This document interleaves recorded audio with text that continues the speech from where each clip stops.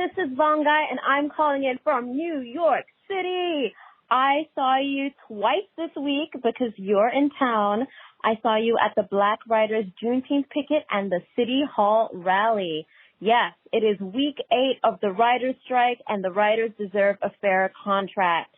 A group of us posed in a photo next to the pencil, and it was published on Deadline, which is super exciting. I'm pre-SAG, and I go to the picket lines each week because they're a great way to understand what's at stake for our industry, meet writers and other entertainment professionals, get some exercise, and also let off some steam. All are welcome down at the picket lines, and if you're in Manhattan, I will see you at the picket lines this summer. What do we want? Contracts. When we want it? Now. And if we don't get it, shut it down. Bye. Hi, everybody. It's Audrey Moore with the Audrey Helps Actors podcast, and this is episode number 108. Feeling great? Question mark. About the state of our business. Well, today we have a Tom Choi refresher. Now, before you panic about the fact that it's a refresher, here's why I'm doing this episode. You know, we all need a little pick-me-up, a little pick-me-up. Shit is getting real out there. It's getting really real. Reps are being laid off. Reps that are not being laid off yet are crying because they're worried they're about to get laid off. Industry is broke. I got a lot of calls, emails, DMs, texts last week of people that were filming, and you know, some of them traveled to film only to have their roles and their episodes or their projects cut, canned, no more. So it's really, this is the part where it really gets heavy. You know, in the beginning, it's like, yes, strike, la la la, hit the picket lines. And I want you to know now is the time. So this episode is airing at week 10 of the writer's strike. The last writer's strike went 14 weeks. So if this was the same as the last one, we're looking at another month at least. Many people think this will go longer. I know production for fall episodics has already been pushed back to September. So normally this would be like the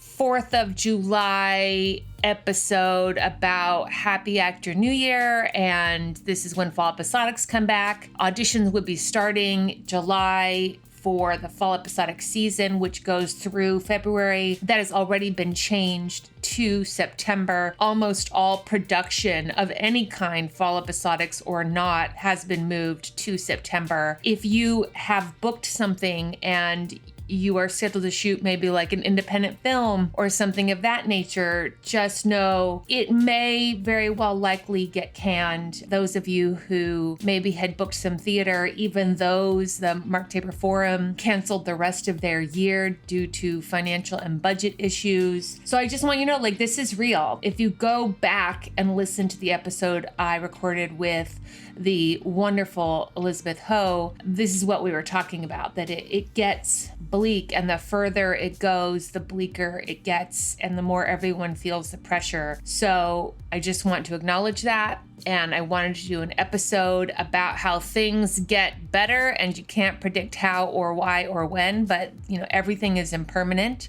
I also wanted to do a little update in terms of our own contract and our own negotiations. We are still negotiating at the time of my recording this. Our contract, the SAG-AFTRA contract, is set to expire Friday, June 30th, midnight, Friday, June 30th. However, I want everyone to know that our negotiators are allowed to extend that up to 2 weeks.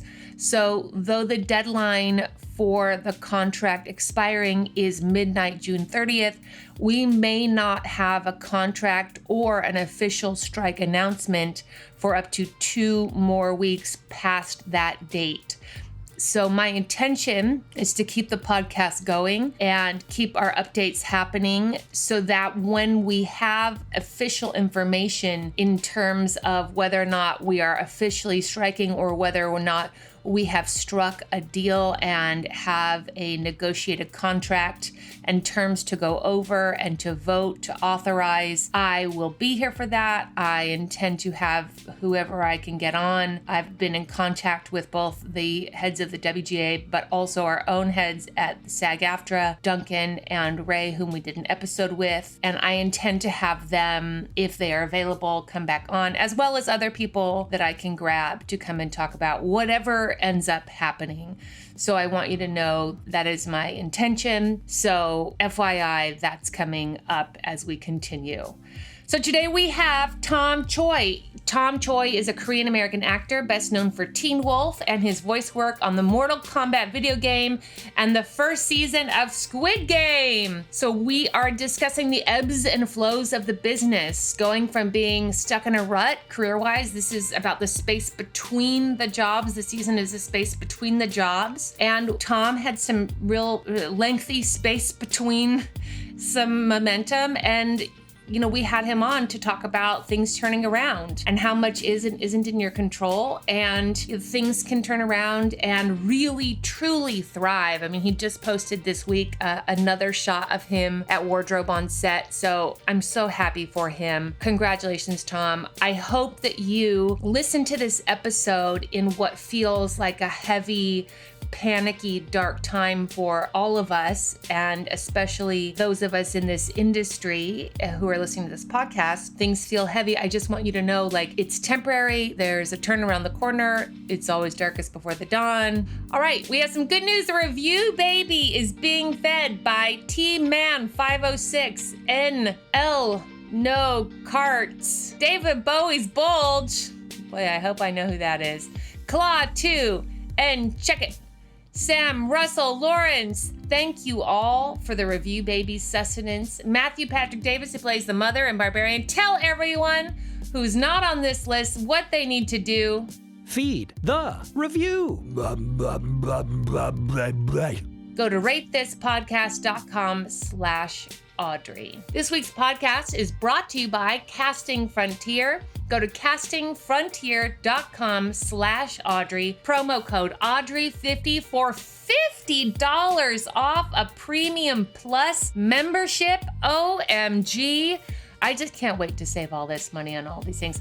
I already saved $60 off my Casting Networks membership using my own promo code, and I just cannot wait to take $50 off my Casting Frontier membership, castingfrontier.com/Audrey, promo code Audrey50. All right, I hope you're on your way to an audition, or I hope you have a tape. I hope you got good news today. I hope we get everything that we are wanting from these negotiations, and I hope that you book it. Audrey helps actors because they don't know anything.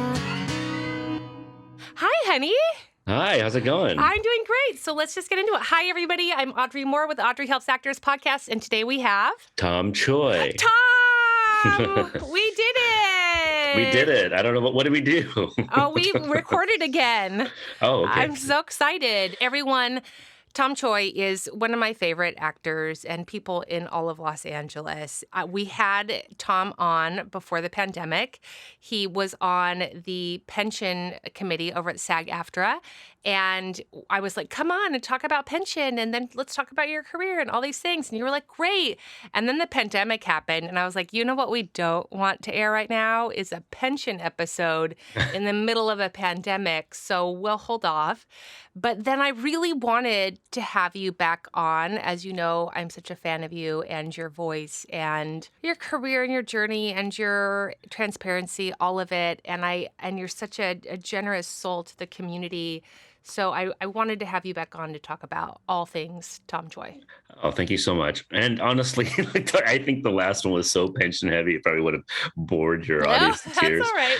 And this time around, I think I got a lot more interesting things to talk about. So I think that'll be good. I'm sure that's true. I'm excited. Tell everyone, I like to start with landscape. Tell everyone if you're a union, if you audition, if you have reps, commercial, theatrical, voiceover, how many auditions you usually have in a year? Like, what does all that look like for you? Sure. So yeah, I am definitely union. I've been a union actor, started with AFTRA in Seattle for about 27 years ago or something. Yeah. So then I quickly went into SAG when I moved to LA in 1998. I got my SAG card through Mario Lopez jumped over me on a bicycle on Pacific Blue on the USA Network TV show. Yeah. So I thought I was going to be a TV star when I did that. I had like they closed off Venice Beach and everything. It was amazing. Yeah. So, I've just been a union actor for close to 30 years. It's crazy. Yeah. More of your life than less of your life now, right? I know. Yeah. And let's see what else is there. I am a SAG pension trustee. It's just to correct you a little bit. It's not a committee, but it is a board of trustees. And they act independently of the board at SAG-AFTRA, any other committee. Okay. That's wonderful. Yeah. And then I do, a lot of commercials, TV, film, the whole gamut, dubbing. I literally, I think, work in every aspect except for union extra work. And I haven't done animation yet. Yeah. I know that's like basically the last category. Anything you'd like to know about in specific, or? Yeah, tell everyone how many auditions you generally get in a year, and are you one of those voiceover actors that's getting like 50 a week? Are you like, what does your week look like in terms of auditions, things like that? Yeah, I'd say if you average things out, I'm pretty consistent across the board now.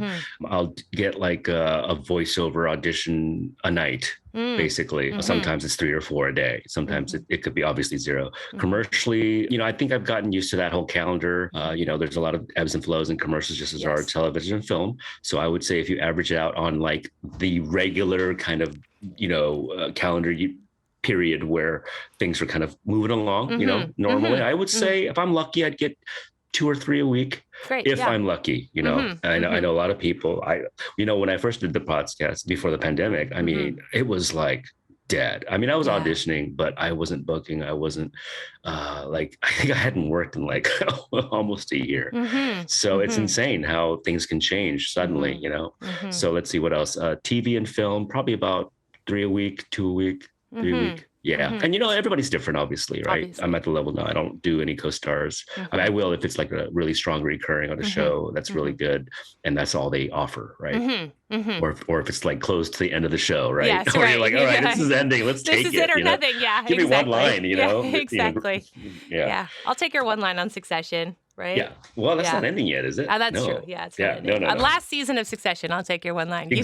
I'll allow you to give it to me. Yeah, that's right. Yeah. Wonderful. I love talking about one of the things that when I reached out to you that I wanted to discuss is just how what you had said of like it had been a year. I remember I had seen you at a union meeting and we had it was in the middle of pilot season and I had just listened to Kim Masters on The Business, and she was talking about pilot season wrap up and what happened and what didn't happen. And they were like, then these categories that they just can't find. And they said she literally said the ever elusive Asian male in their 40s. Oh, and I remember thinking like, all right, is that elusive? And so then I saw you after and I was like, Tom, how's it going? Blah, blah, blah. And you were like, I mean, I auditioned for like 2 things and I think I collapsed. I dramatically, everyone, I'm known for my drama.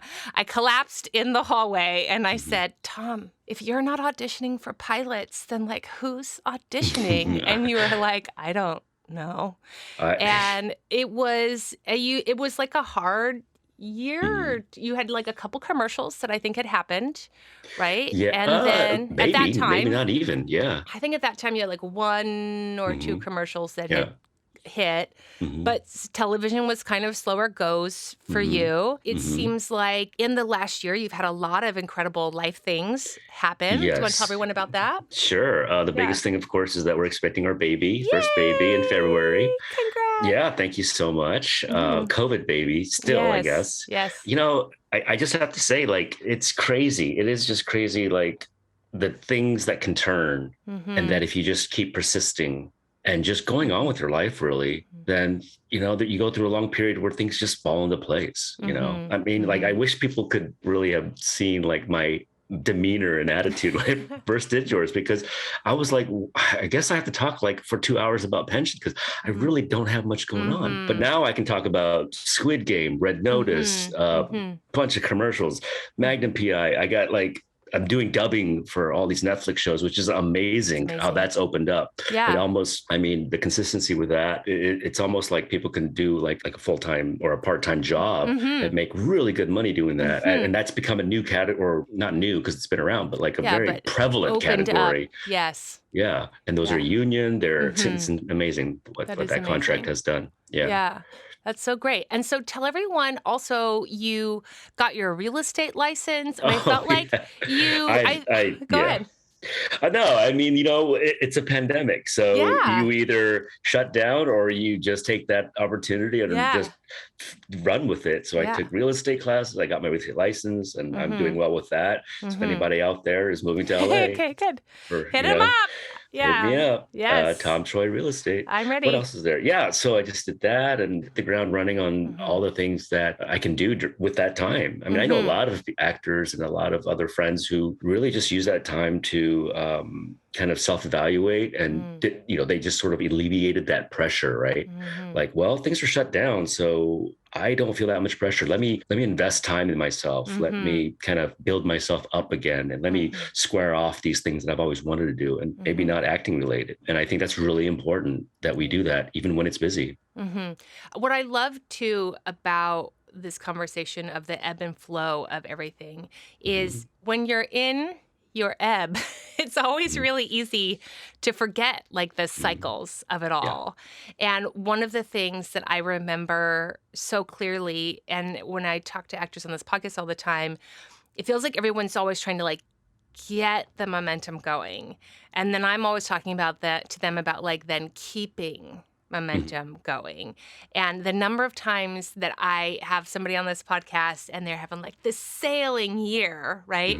And I'll talk to them like 8 months later and they're like, yeah, so like no one will sign me and I can't this and I can't that. And I'm always like, yeah, welcome. And they're always say to me like, I know that you told me that this is how it goes, but like I don't know. I just like couldn't see it or couldn't be it or couldn't understand it. And now I'm like, oh, right. It's this. Yeah. Yeah.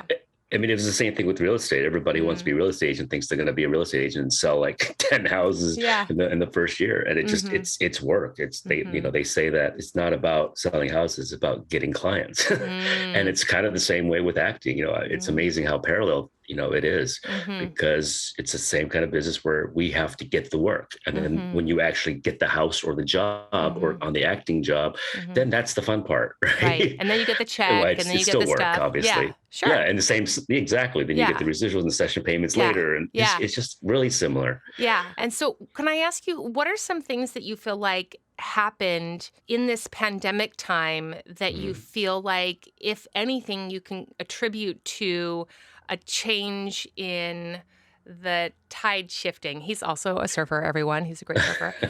You can check out his surfing pictures on Instagram. Because some of it, right, is out of our control. Like suddenly dubbing is becoming a place where there's lots of opportunities and you couldn't have predicted that. But when we recorded that time, you couldn't have predicted that 2 years ago. So some things are out of your control. But tell me and tell everybody a little bit about what some of that is. Like I said, like when you have like a pandemic thing happening, things are shifting around you out of your control, right? Things shifted to Zoom. I think maybe me saving 3 hours of driving to go to a commercial audition probably was mentally healthy. I think, getting back to like, when you were saying like, you heard that you can't find an Asian male in his 40s.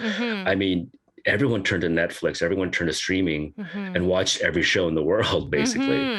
Including Squid Game, which I, like if I could just plug myself, I was fortunate to do the dubbing on that, to be the voice of that main character, the main bad guy. So if you watch the English version of that, so that's really, it's crazy how much that's kind of given me some street cred, I guess you could call it. But I think what happens is that people realize that the environment and what people are watching has globally shifted openly.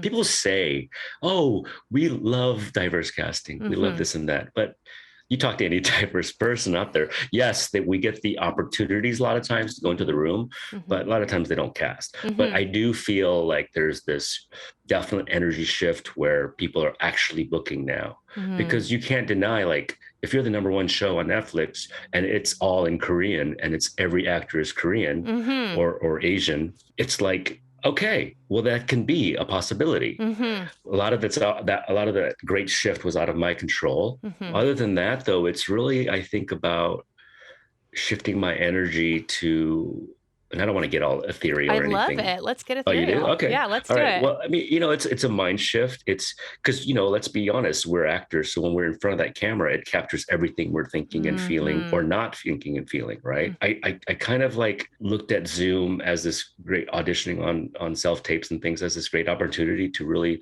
use my skill set to enhance what I've been doing, whether I think it's wrong or right or whatever. Like just recently, I just made a discovery where, obviously this is going to be obvious for a lot of people, but it's harder to do in practice, which is like less is more, right? Like, and self-tapes have really taught me that, because when you walk into an audition room for a casting session, you see the casting assistant and the operator, and they're like 20 feet away from you. And you do your thing, make a great job.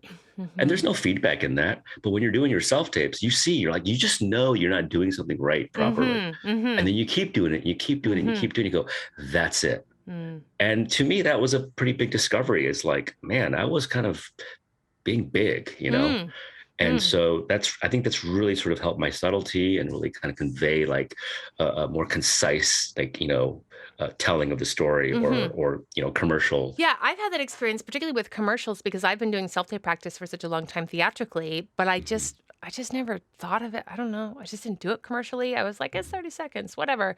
And then switching over to the first call so often being a self-tape for commercials and then watching it, and I would be like, is that my excited face? Because I look pretty frowny. And it's just these sorts of things that, I also think, right, like we age, and our face, what our face was doing when I was taking commercial classes 10 years ago is different from what my face is doing now, right? And that happens to us. That's why it's so important to stay looking at yourself, whether that's a class or coaching or whatever, and investing obviously wisely, not just throwing money at a problem, but really trying to see, am I not getting a catch? What could be the reasons why that could be? And problem solving. I mean, it could be simple, like for me, growing my hair out. I was like, you know what? This is COVID. I just don't want to look like every other Asian actor out there. Or, I mean, I'm not trying to typecast myself as only competing against Asian guys, but I'm just saying, like, why not, differentiate, People seem to like my long hair. Yeah, I like it. Yeah, Katie Von Till, who's been on this show, she calls it romantic hair. Yes. So I've sort of taken to that, and I'll run with it. But, a lot of the bookings I've had, especially commercially, because they wanted some kind of period looking things. I'm not going to give it away, but like, I booked a couple commercials recently where there's, it's more of a period thing. And I'm like, well, okay, well, there you go. Because they didn't have the short, spiky hair back then.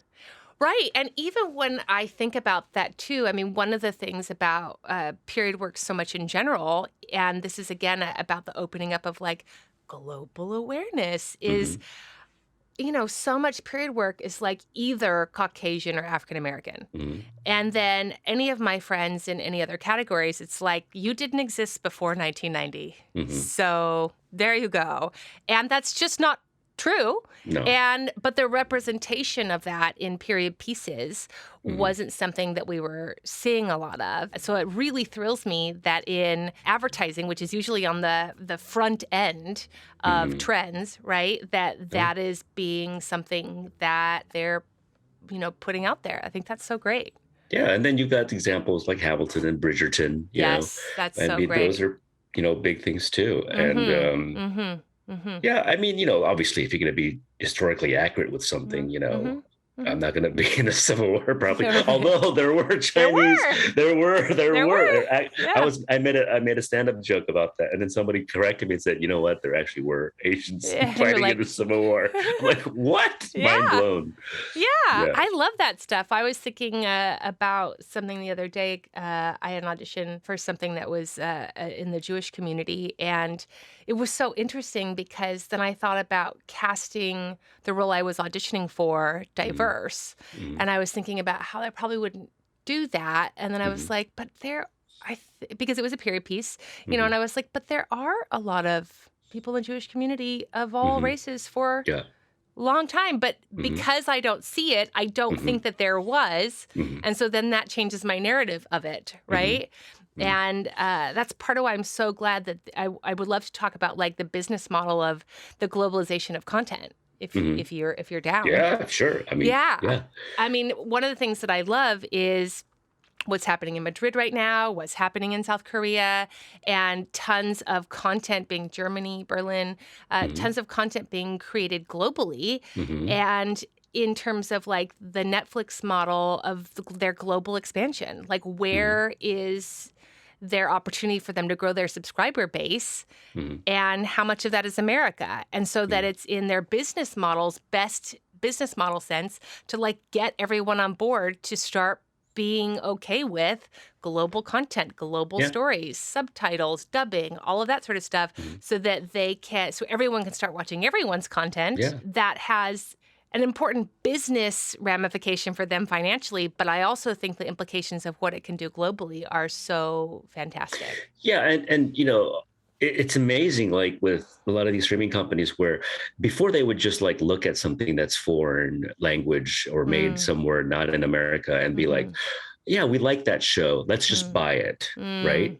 And I think that's where the shift has really taken place is when you look at it, Squid Game was not just purchased. It was funded by Netflix in Korea. And if you look at it that way, that's the big shift, right? Because now you're not marginalizing like and finding just the fringe, you know, good material. You're actually creating it with globalization in mind. And that to me is amazing. I'd love to talk about, too, sometimes the best surprises of our careers coming a little bit later in life, because that's something that I think so many actors, it's funny, I was telling my friends, I was like, I sort of pictured like being young, and then I pictured like being old. And I didn't like picture in the middle, you know? When I pictured like the middle, I sort of felt like, yeah, I'm like young, but with a nicer car, maybe. Like I didn't have an understanding of like, oh, this time period of this age category. What is it to be an actor in your 40s and in your 50s? And what are the casting possibilities of that? So I'd love to talk a little bit about that for you and any of the surprises that have come as your career has continued to grow. Well, that's a great question. I think that back in the day, it was always like, oh, if you're a woman, you have to be under 20 basically to get, you know, all the auditions. And then as a male, especially, you have to be white, basically older or whatever. Right. And if you're older, you better have some credits already. That kind of thing. Yeah. I think that's all completely shifted because when you see these shows, the most interesting ones are the ones where you have an older, you know, a woman, and I want to say older because it's not. She's not 20. Right? Yeah, just not 20. I mean, she could be in her 50s, 40s, 60s, whatever. And as long as the story is good, that's all everybody cares about. And I think that's the interesting thing. I mean, when you look back at like all these 80s shows and 90s shows and their cast is like all white and all 27. Young. And yeah, I mean, I'm sorry, but Friends is a great show. Yeah. But it wouldn't be done today. No, it you would just not. Can't. No one would believe that. No, exactly. Yeah, exactly. Yeah. And, you know, they're still making content like that, like for sure. But because content has opened up so much, that then opens it up for everyone, for all of the audiences, which is great. And then all of the actors to support all of those audiences. Yeah, absolutely. I mean, and everything has their like niche and stuff like that, you know. I mean, I'm sorry, you watch the Hallmark Channel, you're going to have 20 different movies of the weeks with the Christmas in the title, and that's great. And they're all still white. That's fine. They are. That's fine. Yeah, you know? right. Yes, exactly. I'm not going to complain. I would love to do one, sure. Yes, but if I don't, it's not going to kill me because there's so many other avenues now, you know. Sorry, Hallmark, I didn't mean that in a bad way. Yeah, that's right. Call me. Do your thing. Do your thing. Whatever you guys are successful with, keep doing it. right. Yeah, that's right. Yeah, I love that. And then what have you done in terms of self-tapes? Like how have a lot of people, I'd say, some people have really felt like their numbers have gone down with self-tapes, and some people have felt like their numbers have gone up with self-tapes. And it sounds like you feel like your numbers have been going up with self-tapes. Is that true? My numbers have been going up with self-tapes. I've been one of the lucky ones where I've sort of had the opportunity to audition pretty consistently for good roles. But I'll tell you what, the quality of the roles have gone up substantially. I mean, and because of this baby and, my wife and I'd like to share this, is that we went through IVF. And for those who don't know, that's in vitro fertilization. That's the help and assistance with fertility. Not to belabor that point, but the point is I had to be there to give her shots every day and things. So I chose not to travel for work. So the point of this being that I had a lot of great auditions coming in. They were for pilot leads and things like that, but a lot of them were shooting overseas. And so I couldn't do that. But the point is I had the opportunity and given that. And that's just something that it was unheard of like 5 years ago even. So that's an increase for me in terms of the quality, which is amazing. That is amazing. And what do you attribute that to? Well, I'm not gonna be super humble. I will say that you have to have experience and talent, and you have to have been around for a long time. That's right. You have to have the credits so that your representation and those who are putting their butts on the line, like the casting offices, are like, okay, we trust you, and we'll audition that guy or that woman. You have truly been making fans in this town for 20 years. I hope so. No, really, truly. Like you probably haven't had anyone tell you this, but there is not a single person, casting or otherwise, that I would say, Tom Choi is coming on the show, and they wouldn't be like, I love Tom. Oh, I love Tom really? Choi. Oh, absolutely. You actually said that too? Yes, everyone loves you. Wow. And so I think there is something to people understanding, like, you just grow people. This is the thing that I really feel strongly about. People rooting for you. Like you want people to really root for you. Yeah. And then when you get some momentum from whatever might happen, right? Yeah. Like you book this amazing job for Squid Games, and then people are like, a little fire. Okay, let's get Tom a flame, right? Yeah, yeah. And then they are rooting for that win, and then they're able to really catch onto it and get you, popping. But it does, it's like years of just doing good, valuable work. Yeah, I completely agree with that. And I think it's also, I guess, on the side of the talent or, the actor is you also have to be comfortable with that where you are, right? Because I think a lot of the change that happened pre-COVID and now is that, I don't want to use that term desperate, because that's implying that you're trying too hard. Right. Which I don't think is the case. I think it's more about saving your own sanity, right? Like, and placing your talents and your experience and your training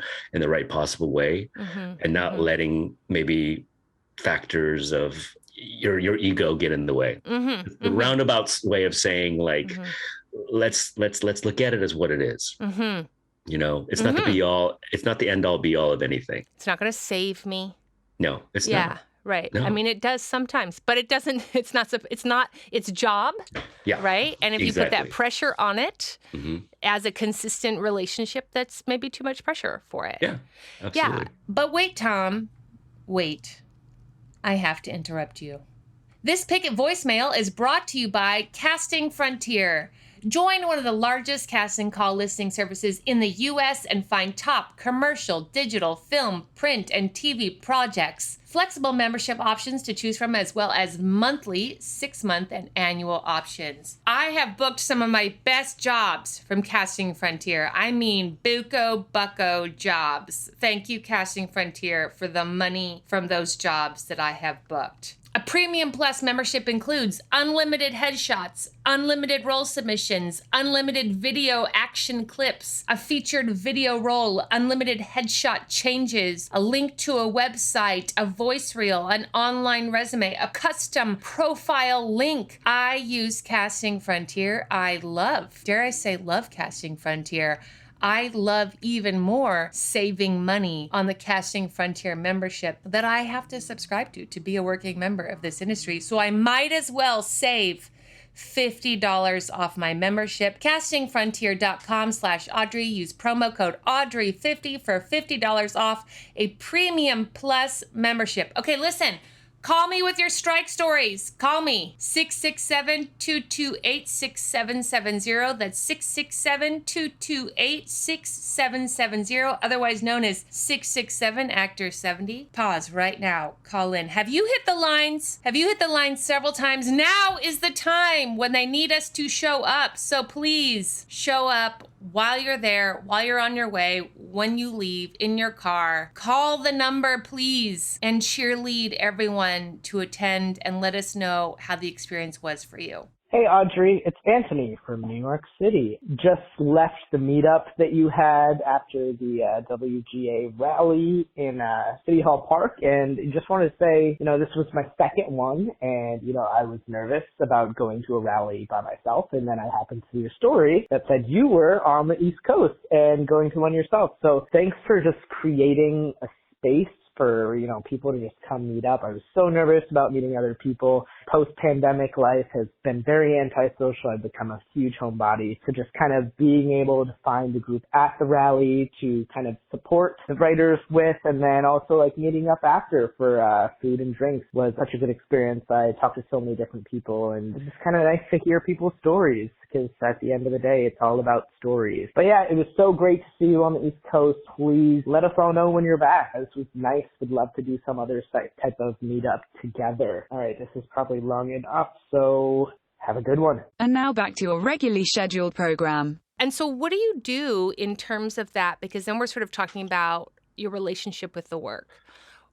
And I know you've filled out a lot of these other things, but is there anything else that you do that actors can grab onto to keep your relationship with your work healthy? It's an old adage, but basically do that other thing, right?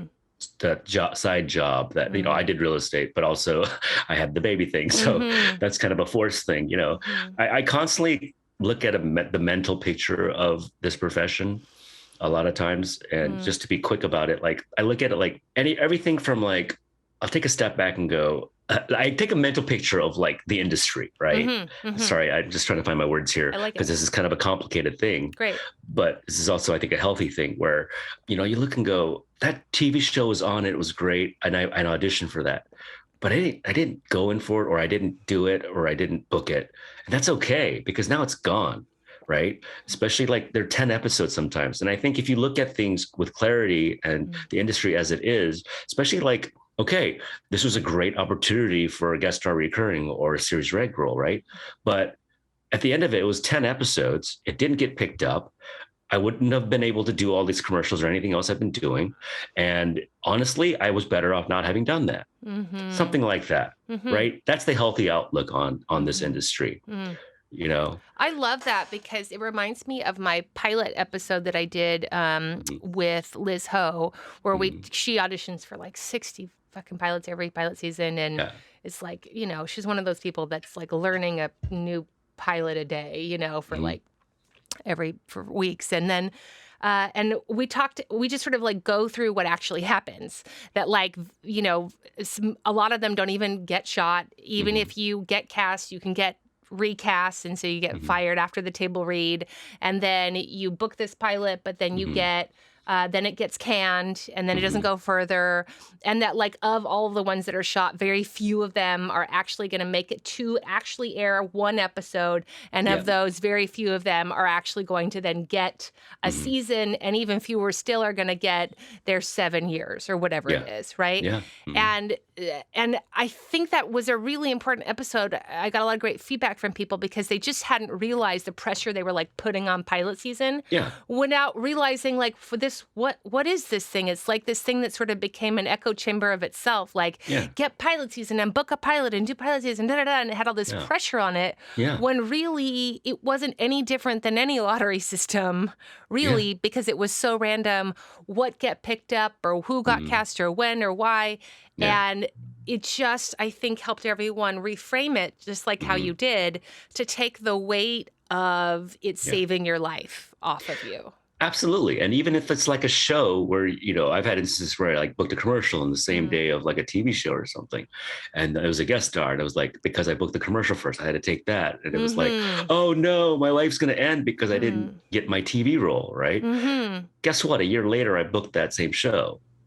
Yeah. So it's like, don't put so much emphasis on one audition. Don't put so much emphasis on, one role. Yeah. And how do you do that though? Like, how do you not put that much emphasis on one audition or one role? Yeah. So like, I'm glad we're, talking about this because my brain is kind of fleshing itself out now. But like, this is a little kind of abstract, but like a lot of times I'll look at like a restaurant where I used to wait tables at a lot. Like I waited tables at Gordon Biersch in Burbank for like 9 years. Yeah. Like I don't know where my last 20 years went, right? Right. Yeah. You know how it happens, like 20 years, you do. You're like what?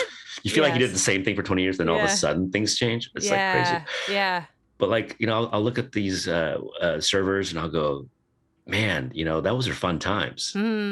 I miss those drinks at the end of the shift, going to a different bar or whatever. And then I'd drive by an apartment and I'd be like, with a light on in the kitchen. And I'd be like, that's like a 300, 400 square foot apartment. But I miss those days. Yeah. They're having a blast. Yeah. So I think, so what I always constantly remind myself is that the journey is so much more interesting than where you get. Right.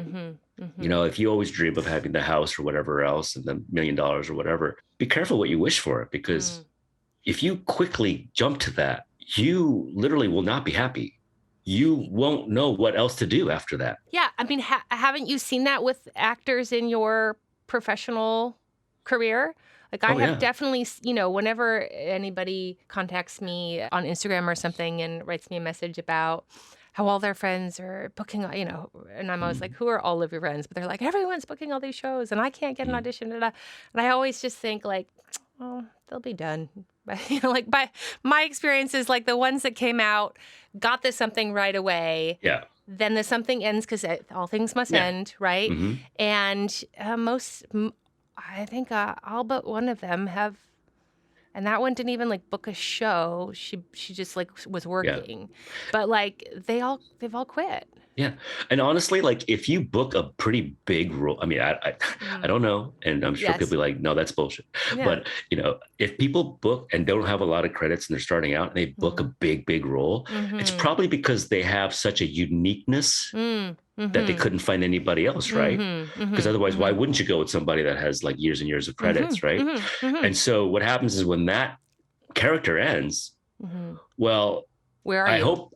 I hope that uniqueness translates to other roles, but but a lot of times it won't. Yeah, I was listening to a showrunner spotlight about a creator of, I think it was the new Gossip Girl, I want to say, and they were saying one of the things that's really hard about creating the show is knowing that they have this like lead cast of like 20 somethings. Who all think that like they're like, this is it. This is the starting point of their career and they're all going to be like mega famous for the rest of their life. And that now they know because of their years in the industry that maybe one of them will still be doing this in 10 years. Wow. Right. Yeah. And that's very different from working with a set of actors who have 20, 30 years under their belt because they then really understand what that is. And so that opportunity is just taken a little bit differently if you have a series regular cast like that versus a young cast that thinks that this is now their permanent life. And I thought that was so honest and transparent, and I loved that they felt a little bit sad about it. That there was just like nothing they could ever say to them to get them to know any different. Yeah. Yeah. Go ahead. Oh, no. Like I was fortunate enough to, fly to Chicago to shoot a guest starring role on 4400, which is a CW show, and amazing young talent on that show. I don't know if you know that show or if it's kind of I don't know if it's a remake or a rehash, whatever you call it, but it's Mm-hmm. retelling of the reboot of the 4400 TV show that was done in, I believe it was the late 90s or early 2000s. Mm-hmm. You know One how of them. time, isn't it crazy? Like, like the same amount of time is like in the 20s is like the 1980s. I know, it's crazy. It's so crazy. Yeah. But anyway, great bunch of young cast members, and they actually did have a solid head on their shoulders, knowing that, you know, all things will come to an end, and where are they going to go? And, you know, will they move back to LA or New York? And, you know, will they stay in Chicago? And really looking at it from a business perspective. And I gave them great props for that. I mean, I think that one thing that I'm finding now is the education is changing in that this is one of the things I would love to talk about with you is like, as a person who's involved in the union, I feel like my relationship with what it means to make a living out of acting has changed in the last 20 years. And I don't know if that's because the business has changed or that's because maturity or whatever it is. But I'd love to know, I mean, I can talk a little about my own point of view. I would love to hear your point of view. Yeah. I mean, I still very much feel, I mean, I do it, which is great, but I don't have this, I guess I come at it now with more practicality and I guess more like, do the numbers make sense? Understanding how much infrastructure and how much relationships and how much skill you have to have over time to then really be able to do what you and I do most years, which is consistently provide for yourself to a great degree in this industry. You know, there's that rumor that 3% of SAG-AFTRA members make enough to make a living off of it, right? I always caveat with that with like per year. Like there's no guarantee that like because you did that this year that you will do that next year. And so I think for me, it's understanding the financial structure of it in a very grounded mathematical way that has changed my, it's interesting. I don't feel, and I don't think anyone that you would talk to would say that I'm not as optimistic or fervent or passionate as I ever was. I still very much feel that. But I also feel a real sense of, I don't know, what are the numbers and how do they add up? Do they add up? And if not, what's the plan? What's happening? Let me turn the tables on you. I'll be play host for a second. Okay, I love it. So Audrey, how are the numbers adding up for you? Do you feel like you're any surprises? Do you feel like it is where it should be? I mean, I also had a very good year, which is great. I was fortunate to go from job to job to job, which was really wonderful. But yes, what I've learned is that, and this is something that like I don't think I could have known 10 years ago, and I wish somebody had told me, is so many of those jobs are the fruit of relationships built over time.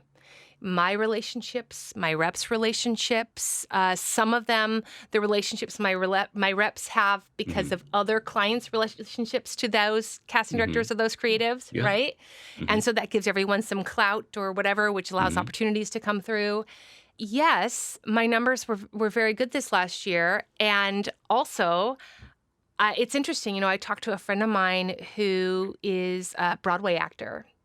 And like something that they just didn't realize is like there's not residual income after you do a run of a Broadway play. So much of my income is residual income based. And I make a solid amount based off of the fact that I'm fortunate enough to book a few to many television roles every year. And that has accumulated a solid residual trail. Yeah, absolutely. And so I'm getting a lot of my money from what's called sessions, right? So like the actual filming and then this tail that's always sort of following me of residual income. And thank God for that. I mean, truly. And thank you to the union brothers and sisters over the last 100 years who made that happen. And then I feel so devastated for my Broadway, brothers and sisters, brethren who follow their dream, then are realizing, well, you could be on Broadway for 2 years and then that show will end and you'll get paid well for those 2 years. but then that's it. Yeah. And you're not going to get anything after that from that, right? So I would say I feel very fortunate to have focused in on television when I did. Because in focusing in on television when I did, television sort of opened up very much right after I made really that focus happen. But I'm very aware that like that could have easily just not happened. What would you have done then? I mean, what a great question. I don't know. I mean, it's even like loans. Like I was very fortunate in that I was given almost a full ride for school. Yeah. But the school I went to was like $35,000 a year. And by the time I left, it was $40,000 a year. And I came out with almost no student loans. I mean, almost nothing. And those were taken care of immediately. I got paid those off like within the first year. And I would have absolutely signed on for $120,000 worth of debt. Wow. Yeah, just keep going. Well, I mean, for college loans, like I would have just, if I had gotten in and that they hadn't given me the scholarship, but people had said, but you can take out this loan, I would have 100% done that. So when you talk about your TV and your focus on that and how you've done well with that, are you talking like straight out of college then? Or no, are you talking recently? So what would I have done? Yeah. So what would I have done if that hadn't happened? I mean, I just don't know. I know that when I quit waiting tables, I made the decision that it had to be okay if I had to go back. Yeah. Because I think I came to a place where I was like, listen, like I'm an actor. I'm here. Yeah. I'm an actor. Like, this is it. I'm not going to go do something else. Yeah. And there are other people that's not true for, but for me, it's it. And I was fortunate enough from commercials and stuff to be able to stop waiting tables for a while and then put the time and energy towards television. Yeah, I think I would have, I don't know, I would have gone back to it. You know, I think the biggest lesson I've learned is like what I was saying with like when I'm in a restaurant, I look at these other servers and I go, those are great times, is that nothing's ever permanent. Really, honestly, like nothing's ever permanent. You know, I've really reached out for real estate and other avenues because I realized like nothing deserves like that importance except for your family and friends. Like, honestly, but like this industry, no one's going to sit there and go, oh, Tom, let me give you a hug. No, it's just, this is a business like anything else. And it's not going to give you love back. And if you're in this business because you want some sort of psychological, egotistical boost or reassurance, you're not going to get it. Go to therapy.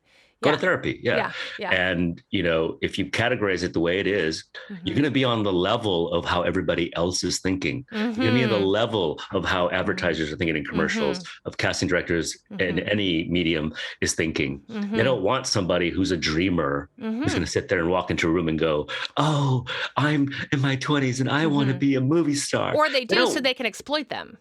You would hope not. Well, you hope not, but that's what's happening. Yeah. Well, right? If casting directors and producers and everybody want longevity, they're going to be on their moral high ground as well, So I would, but my point being is like, don't put yourself through that torture because you're not going to get more work because of it. I mean, maybe I guess if it makes you, forces you to focus on taking more classes or improving yourself or examining your own and then, rehearsing your muscles and all these kind of things that you need to do. Don't get me wrong. Do it and use that. But, one of the greatest lessons was, like I have my MBA, Master's of Business Administration. And the biggest thing you came out of that is relationships first, you're the deal second. I love this. And that's exactly what you said. That's how you got your work, is that no one deal is going to be a make it or break it. But that relationship that you get from that, doing a good job, is what's going to keep going and driving you forward. Right. I love this. Can we talk business stuff for a second? Sure, absolutely. I love it because one of the things that I've really been wanting to talk to people about is certain business concepts that I think are like pretty fucking basic, but are completely absent in the realm of acting, right? Yeah. And so one of those is infrastructure. Do you have the time, energy, and money to compete in your business? And if your business is completely saturated, if you're in a saturated market, right, which is like acting, There are way more actors than there are roles to take them. So you're at a saturated business. Then to what degree do you need to have a high level of time, energy, and money in order to impinge? Yeah. Well, okay. So this is going to be counterintuitive. I love it. It's a positive thing. And I've done a lot of analysis on, this kind of thing where you look at the statistics and go, like the 3% that make a living wage as an actor, right, in a union. And, the one thing is false correlatives. And for those listeners who don't know what I'm, getting at. Causation versus correlation. Yeah, exactly. So you can't just look at statistics and go, that's it. I'm not doing that. It's impossible. Because that's not the way it works, right? Because even in real estate, like people drop out and stop doing real estate after the first year, probably 80%. So it happens in any industry. So you can't just, and I did this like whole Venn diagram thing where I listed like the number of like actors in the union, which is like up to 100, whatever, 30,000 an hour or something, right?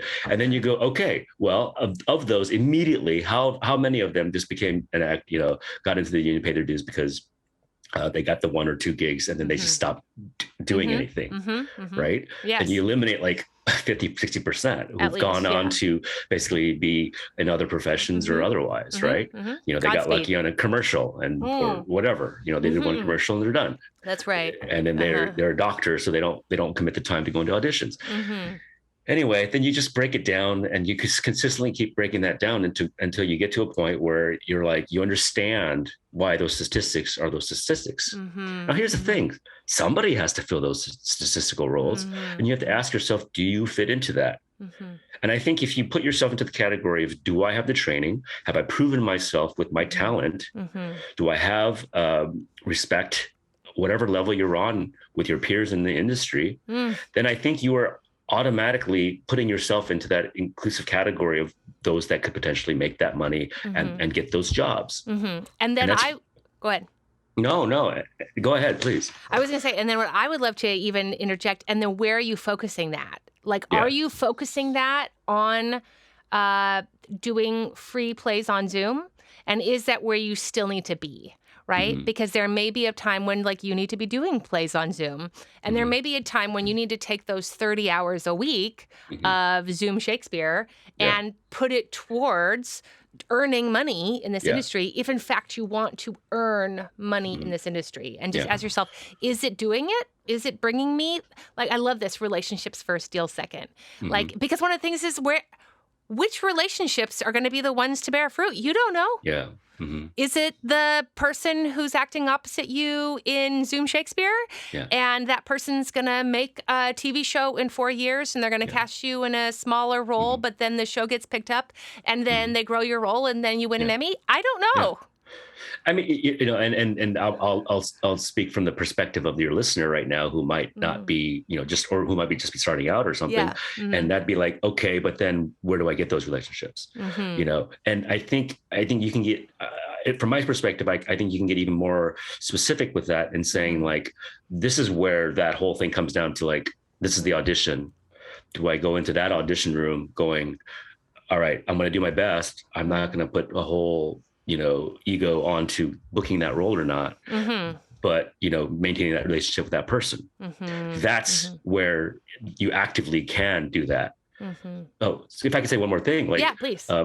My thing has always been, my adage has always been earlier on is you don't ever book that role you go in for, especially if you don't know that room. That casting director, you're not booking that one. You are going to be, that one's already given. You don't think the casting director has 10 actors to give. Yeah, exactly. They already booked that role, right? And if you were just coming in fresh to that audition room, the casting director, then what you are trying to be is on that list to be on the 10 for the next 2 years from now, I think. Yeah, exactly. Yeah, thinking of it like that. I mean, but see, these are the things that I love being able to talk to you about, because there's like a small handful of people that I can have these kinds of conversations with. Oh, really? Okay. Well, I mean, I'm not hanging out as much with our union brethren as you are. I feel true. Like so you're getting a lot of that, and it's what I love too, because it's so honest. And there's this thing that when you are in the group of like the working actors, right? Like the people that they just work. Yeah. Some years are awesome. Some years are non-existent, but like they work and they're in the mix, right? And I find that one of the things that I really have focused on in this last year that I've been like, oh, I get it, which is like just be of value. Be of value.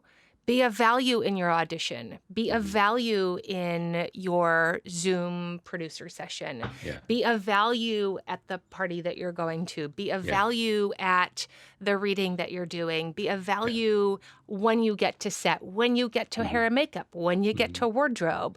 Like if you're doing press, be of value when you get to press.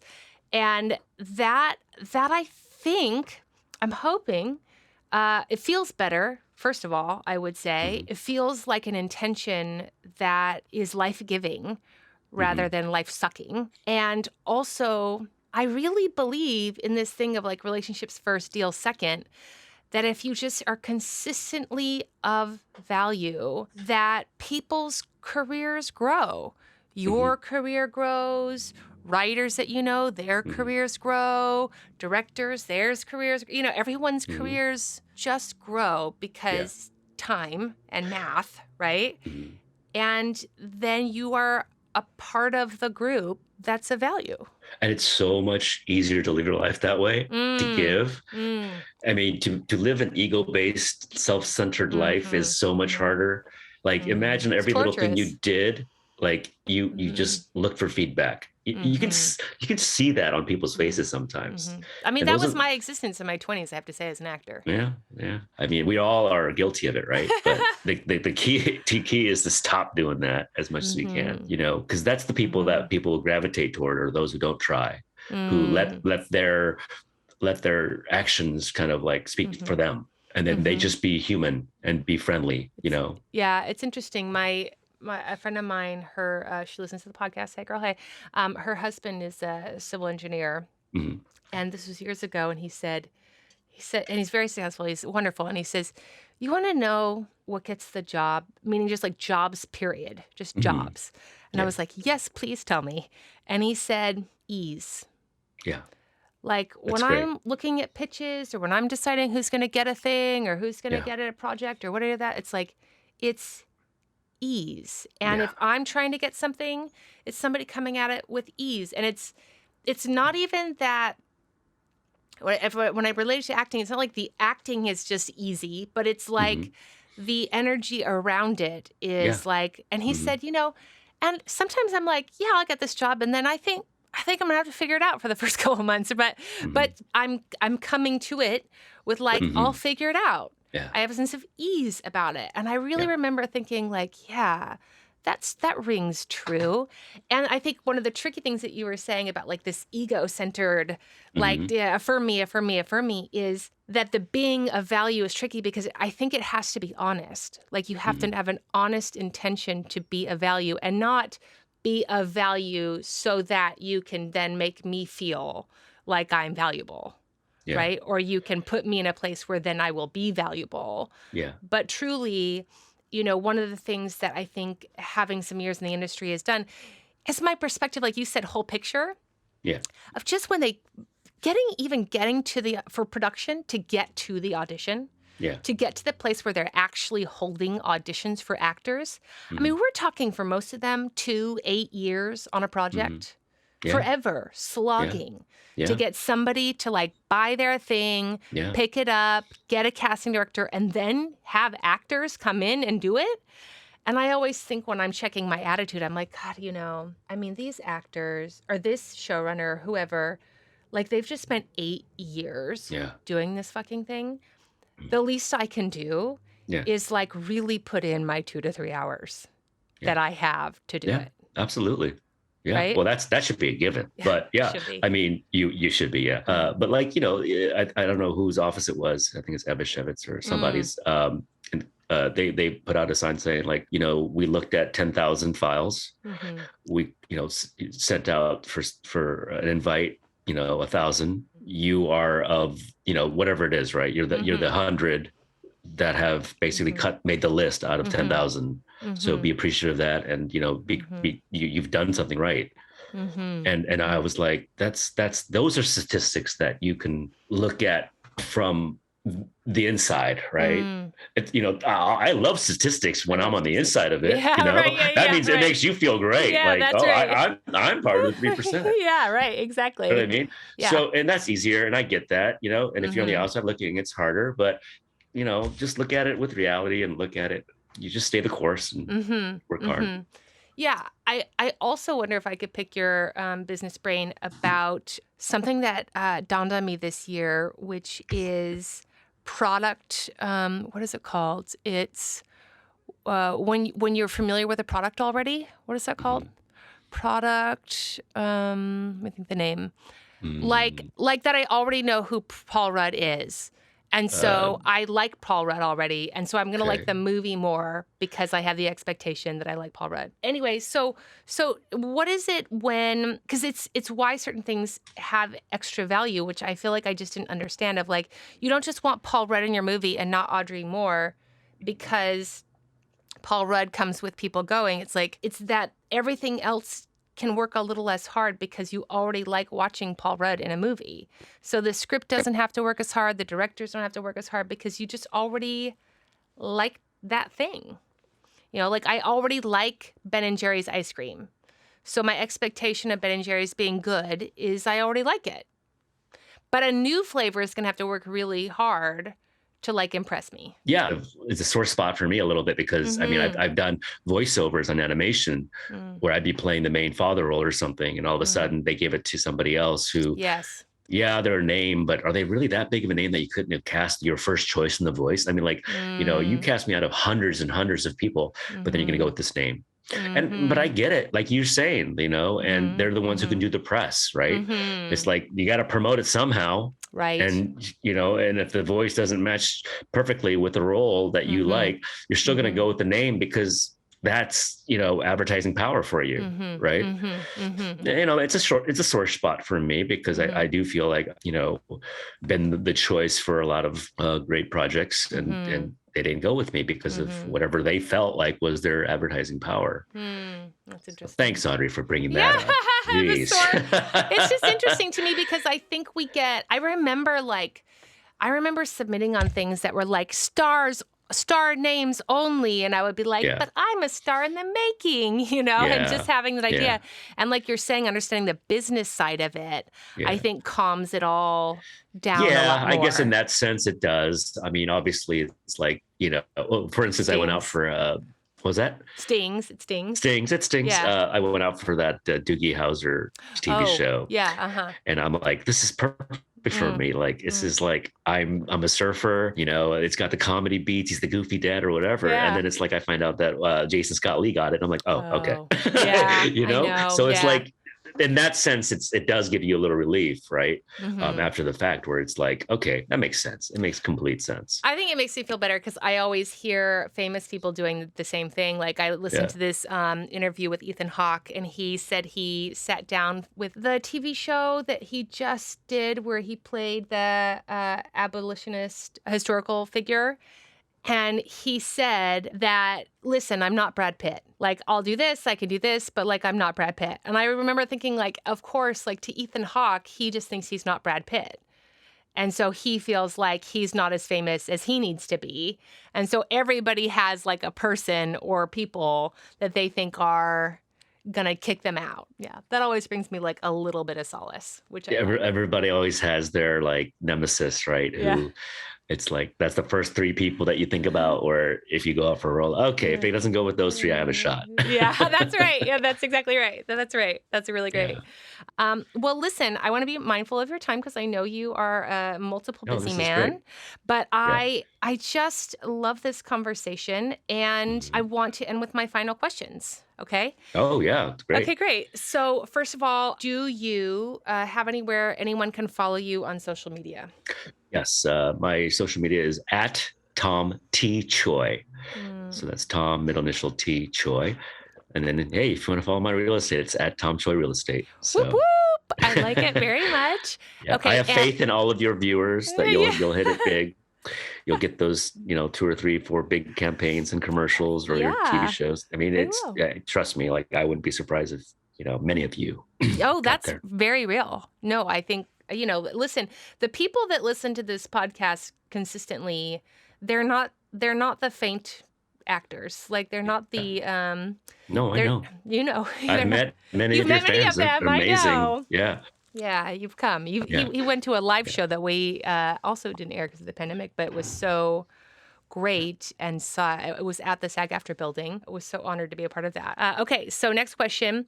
First question, do you have any questions for me? Yeah, personal question. How did that shoot go in Massachusetts or whatever it was? Okay, so great. Yeah. No, Do you want me to talk about any pension stuff at all or not really? I would love Doesn't to matter. if you're willing to. I mean, I guess the only thing I would say is, so we have a pension. Yeah. In SAG-AFTRA, there is a pension fund, and it is something that our employers are contracted to contribute to. So when we book a job, studios have to put in a percentage of whatever we make into the pension fund, and that fund is a money fund that grows, right, over time. And how's it going? You know what? I'm going to keep it really simple. Yeah. For those who are, not familiar with it. Well, first of all, you should call the SAG-AFTRA Plan's office. So basically, when you book a role, commercials or anything that's union related, there's a percentage on top of that payment that you receive that goes directly to pension and health, whether it's AFTRA retirement or pension, SAG pension, or the combined SAG-AFTRA health plan. And it's basically, you don't even see it, and it just goes to your account, and you can get vested, which is like when you make $20,000 a year or more in the SAG pension, you get 1 credit. And if you get 5 consecutive or 10 overall years, then you get a retirement at the end of, between 55 and older. And so the point being that it's an amazing thing where it's set up for you to give you health insurance and, a retirement, monthly retirement. Yeah, it's the sort of thing that, as I get older and also as I become friends with other actor friends of all ages, that I'm like, again, oh, thank God. Yeah. Thank God for our union brothers and sisters who've come so many decades before us, who fought and could see things that we, what do you care about a pension at 25? Exactly. I didn't even know that there was contributions to it. I'm like, wait a minute. You're telling me that there's extra money up to like 20% on top of what I've been getting paid every time that just goes to this other thing that supplies me potential for health insurance and a retirement thing. And, that's the thing. That's what it's all about. I think it's awesome. A career. You got to look at it from that business perspective. And the thing that I would also like to add to it is the one area that I would really love to see growth in casting that I feel like isn't getting as much attention as I would love is people over 70. Like, I think actors over 70, when I think of the stories being told and the casts that I see, we don't see a lot of actors over 70. And I would love for that to continue to change. And I would love to see growth in that area. And just because you're over 70 doesn't mean you don't want to act anymore and that you don't want to be an actor. And, the pension can't get you jobs, but just like anything else. Yeah. But it's the beauty of it is that you can work while you're on pension. Exactly.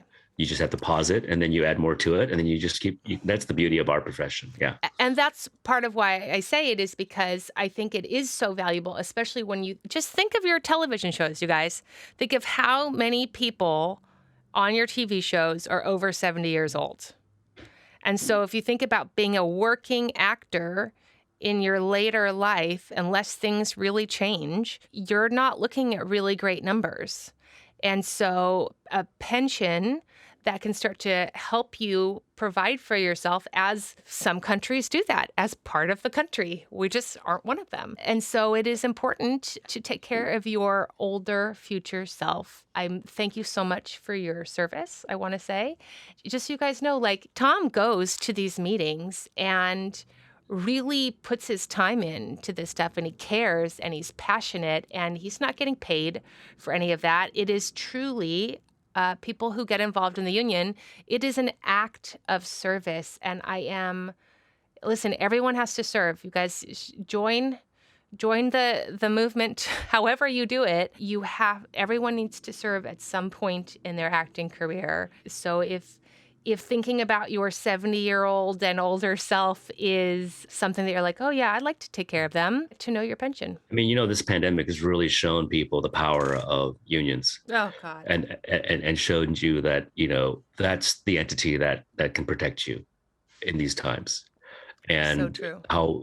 How important it is, because people are waking up to the fact that these wages are too low, or that there are no, benefits or anything like that. And people just want to have a living wage. Yeah. And just the idea, I think one of my favorite things is just like, David White said in that gathering that we all did, he said 60% of a company's cost is labor. 60%. And so they will always be trying to cut that. Yeah. That's just their intention. Exactly. And when I thought of it in that business sense, I was like, oh, right, I see. Yeah. And that's part of why I am so adamant about everyone of every age getting involved in the union, is because, you graduate from college and you would like cut off your arm to get a co-star. Yeah. Right. And it takes somebody going, no. Yeah. We will not be cutting off arms to get a co-star. Yeah. They will be paying you and you will keep all of your limbs, right? Yeah. And it's not until you're in it for a while that you're like, oh, right, because I deserve to be treated well. I mean, just like you were saying, like you looked at the statistics and the numbers and you realized and this is with union, this is with and without those numbers and those wages and everything that we've upheld, there's no way I'd be in this business. No, it's not worth it to me. It's not that fun. Well, it becomes a hobby. It really becomes a hobby, which is fine. If it's a hobby, it's a hobby. But it's not something that I could procure consistent income. Yeah. I mean, if three actors to the left of you and to the right of you are willing to do it for free, and they're the hobbyists, but you're the professional, and they happen to somehow, one of them got lucky and got it, that just erodes it every time. And you need that entity out there. That's just as blunt as it can be. Yeah. In any industry. Yeah. I mean, I think we are really waking up as a country, and I think as a world, to exploitation and exploitive measures. And also something somebody said too, which I really loved, is like Hollywood really is a union town. And to the degree to which we continue to fight and receive what we deserve is the degree to which all these other workers in all these fields can also then stand up to a lot of these corporations themselves, because it sets a precedent for everybody. So just think getting involved in your union isn't just about you. It's about making sure we are leading forward for all unions, not just in our country, but globally. Yeah. Yeah. And by the way, I don't hate these corporations. No, I get it. It's business. We just need somebody on our side. That's right. That's exactly We just need somebody on our side to do the same thing. It's business. It's not personal. Anyway, That's right. did you want to get back to the questions at hand? Or what is the best part about the business for you? The best part is obviously the ability to perform what I love. Right. But I'm going to give a caveat with that, because if it didn't have the money to come along with it, and the things that come with it, like the stipulations, I guess, the guidelines, for travel or for, recompensation or per diem and all these different things, it's not worth it. And so as a package, that's amazing. But, I'll do local stage if I really wanted to just act. Right. That's right. I like this as a profession. I love that distinction. I really do. I mean, and that's not being greedy. I love the profession of acting. I don't like the hobby of acting. And I promise you, I would stop that in a heartbeat and just do my own one-act play if I really just wanted to do that. I love the distinction of that. I don't think anyone's made that distinction before. That's really great. What is the hardest part about the business for you? Hardest part is the inconsistency. And that's never going to go away. But I think you can manage that with, again, taking out those, whether it's financial fear, whether it's whatever it is, you need to do what you need to do. Some people are like, you know what? I book 2 or 3 4 commercials a year.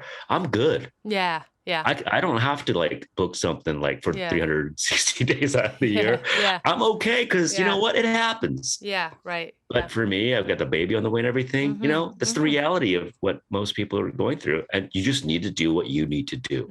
How the math adds up. That's right. I'm being real about it. Yeah. What do you wish somebody had taught you or managed to get you to understand when you were just a wee babe entering the business many moons ago? I think it would be definitely don't put so much importance on it. It's not the be all end all. And definitely that just manage it. You can step away from it. You can take time off. It's going to be there. In fact, you'll probably come back and be more successful at it because you'll be in the better mindset. You know, freaking, if you want to take a trip to, you know, whatever for a year and live in Thailand. Yeah, right. And that's your dream also, do it. Yeah. Because when you come back, no one's going to be there and go, oh my God, Tom, where were you for that year? We can't get you more work. You missed that year. You're in done. Thailand. Yeah, You're done. Yeah. You literally, we forgot about you. We're not going to remember you again. No, they're going to be like, okay, you went by. Back. You're back. Okay. Yeah. We'll get you out there again. Yeah. I mean, I really find that that's true. Like, they like fresh faces too. That's another part of it. Yeah. Be gone for a while. Yeah. I mean, I knew an actor who, you know, took another job and raised his kids for like 15 years and he was working consistently before that. He comes back and he books like 10 different things because they remembered him, you know? Yeah. Well, you made relationships first. Yeah. There you go. See, I love that. It all comes full circle. Back. Yeah. What does success look like to you? Oh man, honestly, like I've been so incredibly fortunate to have been successful with the majority of things I've tried to do in this, especially in this career, and other things that I've done, that honestly, I just wish that other people would realize, and I realize more and more, that it's just your experiences with family and friends. And the beauty of that is that it's so universal. And I don't think it's hokey at all. I don't care if you live in a, you know, 1-bedroom apartment, you know, in a, you know, in a rundown area, or you live in like a $10 million mansion in Malibu. I promise you, I won't be more impressed by you if you have money or not. I'd be more impressed by you to see how much you really enjoy your life and your family and friends, honestly. And now that I have the baby on the way, you know, it's going to be even more about that. And so, you know, stop looking for the bigger house, stop looking for more money. Just, you know, it's universal, no matter what you're doing in your life. Like, honestly, like, you can have goals, but yeah, I mean, having something to be excited about is great. Yes. But also, if it becomes obsession versus passion, that's maybe where it turns its head. Yeah, I love that. Last thing is mildly interesting. This can be anything that you've learned, thought of, eaten, something you want people to know about, anything of anything. Oh, I just learned on a trivia game that I did not know this, that negative 40 degrees is the same temperature in Celsius and Fahrenheit. What? Yeah, it actually catches up at negative 40. Up. Maths, you guys. Maths. Yeah. I like it. That's very good. It's just blew my mind. It's like, wait a second, water. And then at 30 degrees, it's frozen. But then also it's the same at negative 40. There you go. That? Mildly interesting. Yay, that is mildly interesting, isn't it? Yeah. Okay, before we go, just for editing purposes, I'm thinking about maybe playing a little bit of your old episode and contrasting it with this episode so people can hear the downtime and the uptime. Sure. So for that purpose, will you just, if you can think of, just like list off the things that since the last time we recorded, I have booked, and then give people like what absolutely. that is? Okay, great. Yeah. Okay, great. So since the first podcast that I did with you, I literally had nothing going on. Like I was actually looking out for advice from you, from anybody to see like what you can do in these situations. But since I did that, I booked in no particular order, like a ton of commercials. I've got actually like a 3 commercial campaign running right now. I'm not going to say what it is. Yes. In reverse order, I just booked 2 more commercials. I think one of them might be a Super Bowl spot. Big companies. Red Notice. I'm in the biggest. They cut a lot of my stuff out in Red Notice with The Rock and Ryan Reynolds on Netflix. So that's the biggest movie on Netflix. And I was also the voice in the dubbing of Squid Game, which is the biggest TV series on Netflix. You were the voice of the front lead man, villain, which is the guy in the black mask. I did shot Magnum PI in Hawaii, guest top of show guest star. Chicago Med top of show guest star in Chicago. Let's say Baby on the Way. Got my real estate license. Got the my 4400. 4400 was in Chicago as well. So I shot that, top of show guest star. Voiceovers galore for Netflix, which is amazing. Tons of opportunities for auditions. Some of them are series leads that I had to pass up because they were shooting in foreign countries. Some of them were great recurring auditions. Yeah, the list kind of goes on and on, like firing on all cylinders. I'm so happy for you, and I love it so much because I'm just really excited for this episode because I think it's going to be, I hope, a real beacon for people who are listening who are feeling like they're on their ebb instead of in their flow. I'm really just curious to see how I sound differently. Me too. I mean, it's going to be like night and day, probably. I think so. It's like, I was probably like, Audrey, what do I do with my life? You were wonderful. You were like, I want to be honest about how things are going because I think it's helpful for the listeners. Like, I've had really great years and this just hasn't been one of them. Yeah. And I was like, yeah, that sucks. It's like, I tell people, like, when they get to a place of the acting career where people having great years isn't like, what are you doing? And people having bad years isn't like they have the plague. You're just sort of like, okay, we have good years and bad years. Yeah. Right? Yeah, very good. Well, thank you so much for your time. Yeah. Tell your lovely wife congratulations. And I'm so happy for you both. I know it's been in the making and a lot of work, and I'm really happy for you both. Thank you so much, Audrey. You got it. Okay. All right. I'll talk to you soon. All right. Bye-bye. Bye. Bye-bye. Next week on Audrey Helps Actors, I'm not sure why. I'm taking this 1 week at a time, ladies and gentlemen, just like you. By the time this airs, are we going to have a contract? I have some people on. Then we're going to talk about it. Are we going to be striking?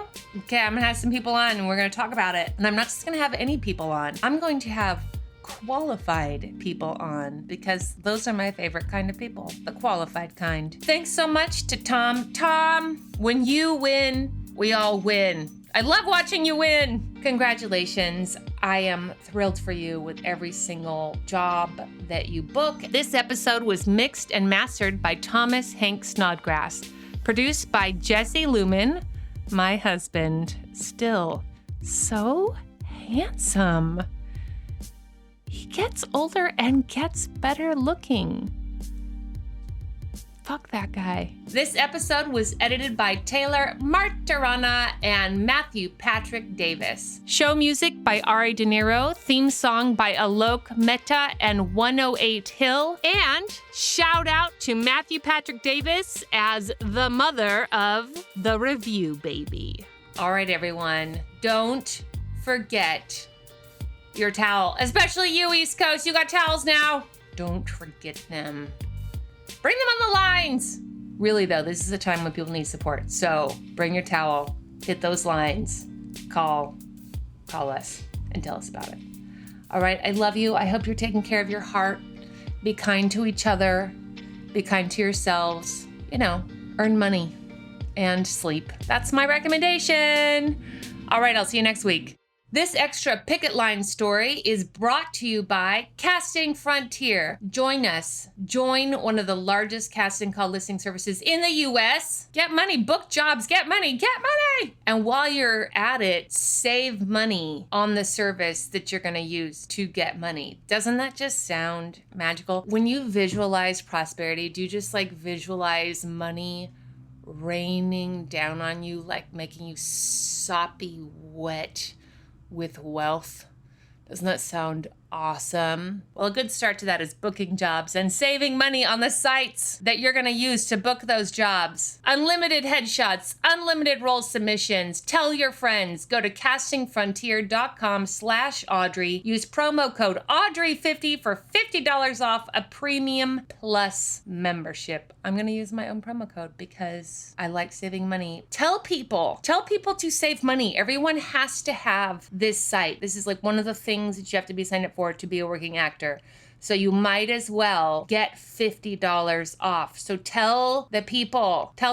People are like, oh, being an actor is expensive. Be like, have you heard about these promo codes? Audrey50 for $50 off a premium plus membership. Castingfrontier.com/Audrey. Hi, Audrey. This is Kathleen Kwan calling in from New York City. It was so great to meet you at the City Hall rally on Thursday and to see so many SAG members and pre-members standing in solidarity with the WGA. I was so inspired by Executive Director Lowell Peterson and the WGA East President Michael Winship and the many council members that came out and spoke out on behalf of the WGA. I didn't know that for the first time in New York City history, the city council is a majority women. So that was a really great thing to learn, and New York City is definitely a union town. If you haven't had a chance to attend a rally or a picket line, I highly encourage you to go out and do that and show your solidarity. People are so friendly, and you will meet new people and run into people you haven't seen in a long time. Oh, that's my doggo. Sorry about that. And meet people in real life that you may only know virtually, and you will be immersed in community, which I think is so important for your longevity in this unpredictable career of ours. And speaking of community, thanks, Audrey, for organizing the New York City meetup after the rally. You are such a gem, and I am so grateful for you and your podcast and to the community that you've brought together. Cheers. Thanks to Casting Frontier for sponsoring this extra Picket Line podcast story. Go to castingfrontier.com/Audrey and use promo code Audrey50 for $50 off a premium plus membership.